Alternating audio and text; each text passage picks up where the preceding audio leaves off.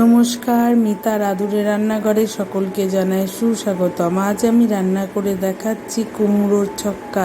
এর জন্য আমার লাগছে টুকরো করা কুমড়ো, টুকরো করা আলু, সেদ্ধ ছোলা, টমেটো, কাঁচা লঙ্কা চেরা, জিরে, আদা, লঙ্কা বাটা, ভাজা মশলা, নুন, হলুদ, মিষ্টি, নারকেল কোড়া। প্রথমে আমি গ্যাস ওভেন জ্বালিয়ে তাতে কড়াই বসিয়ে তেল গরম করে আলুগুলো ছেড়ে দিয়ে তাতে নুন হলুদ দিয়ে ভালো করে ভেজে তুলে নিলাম।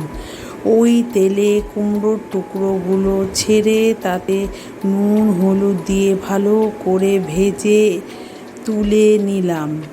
কুমড়ো ভাজার পর কড়াইতে আর একটু তেল যোগ করে তাতে শুকনো লঙ্কা, পাঁচফোড়ন, তেজপাতা ফোড়ন দিয়ে পাঁচফোড়নগুলি তুলে দিয়ে জিরে, আদা, লঙ্কার পেস্টটা দিয়ে নুন, হলুদ, টমেটো, লঙ্কার গুঁড়ো, কাঁচা লঙ্কা ও সেদ্ধ ছোলা দিয়ে ভালো করে নেড়ে ভেজে রাখা আলু ও কুমড়োর টুকরোগুলো দিয়ে ভালো করে কষিয়ে তাতে মিষ্টি দিয়ে আরেকটু নেড়ে গরম জল দিয়ে ভালো করে ঢেকে সেদ্ধ হতে দিলাম।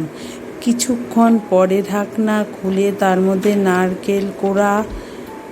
নারকেল কোড়া, ভাজা মশলা ও চেরা কাঁচা লঙ্কা দিয়ে ভালো করে নেড়ে তৈরি হয়ে গেল আমার কুমড়োর ছক্কা।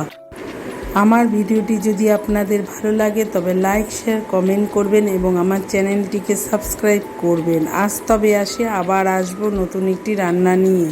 Thank you.